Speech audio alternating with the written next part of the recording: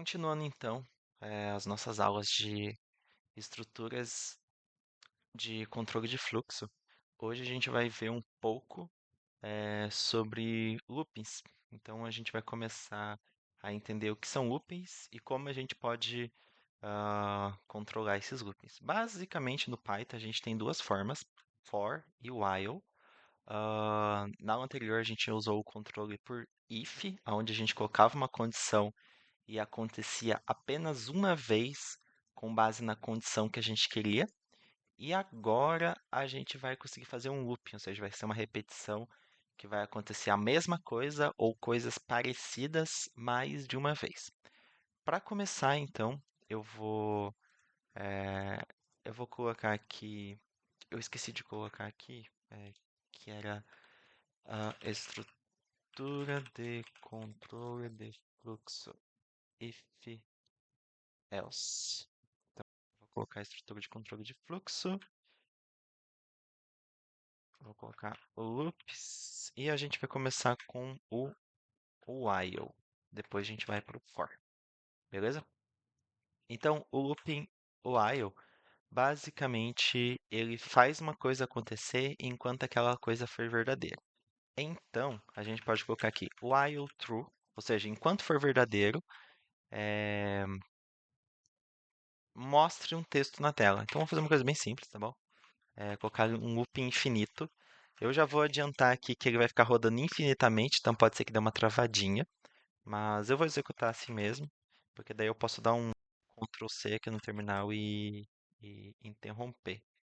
Ó, não dá para ver porque está muito rápido, mas ele está rodando infinitamente. Eu vou tentar quebrar aqui. Bom, ele ficou rodando infinitamente. Para a gente ter uma visualização melhor de loop infinito, eu posso fazer uma variável aqui fora, será um x igual a zero.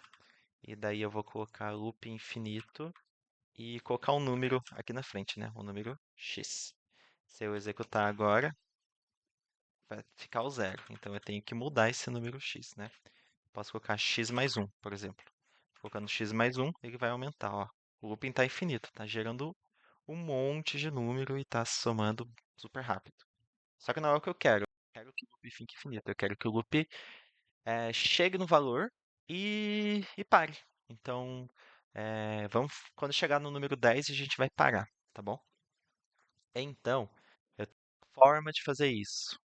O copilote que já deu a dica pra gente, a gente pode usar um if. Então, se o x for igual a 10, eu dou um break, né? Eu paro a execução. Então, vamos executar aqui, ó. O x virou 10, mas o x virou 10 sem mostrar, né? Então dá pra gente fazer assim. Ele vai mostrar o número 10. Aí, ó, do 1 até o 10. Beleza. É legal essa forma, mas vocês podem ver que começa a ficar um pouco complexo. Tipo, a gente tem o while true, x, tarará, papapá, e a gente tem a verificação aqui. Só que a gente está tendo duas verificações. A gente está tendo uma verificação aqui, então enquanto for verdadeiro, a gente faz isso e fica verificando várias vezes. Então por que que a gente não traz essa verificação aqui para cima? Então, no caso, a gente vai fazer enquanto x for menor ou igual a 10, a gente vai ficar fazendo esse looping. E daí a gente coloca aqui o x mais igual a 1. Então ele vai ser 0, 1, 2, 3, 4, 5, 6, 7, 8, 9, 10. Na verdade, eu acho que vai do 1 até o 10, nesse caso. Não, foi do 1 até o 11, porque aqui ele deu 10 e dele adicionou mais 1 e imprimiu pra gente. Então a gente pode tentar colocar assim, e daí ele vai até o 10. Beleza?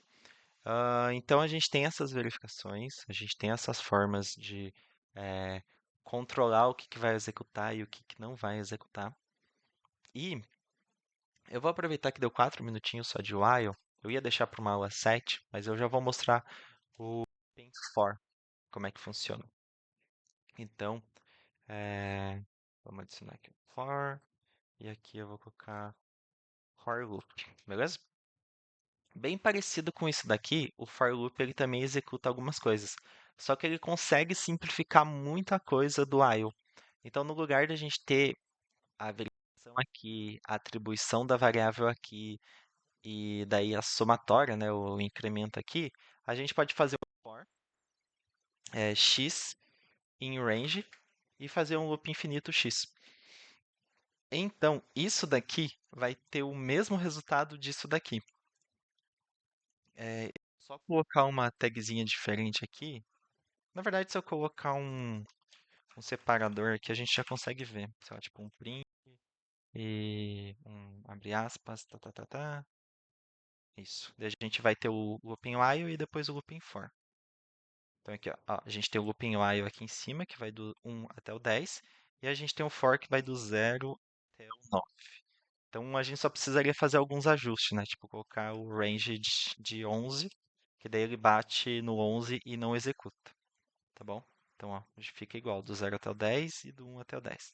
Quase igual, né? A gente tem que fazer alguns ajustes. Aqui tá do 0 até o 10, então dá pra gente fazer do range de 1 até o 11. Que daí a gente vai ter do 1 até o 10. E ele não executa o 11. Se a gente quiser executar o 11, a gente tem que colocar um a mais sempre. Porque ele vai chegar nesse um a mais e vai parar antes de executar. Beleza?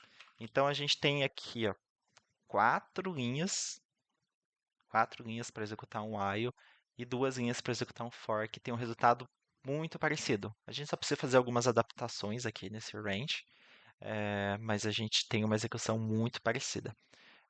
Essa é a estrutura básica, tá, de while e for. Quando a gente começar a ver alguma coisa mais prática, algo mais palpável, a gente vai entrar em alguns detalhes, enfim. Mas isso é o que vocês precisam saber de while e for para conseguir executar alguma coisa. Beleza, gente? Muito obrigado e bons estudos.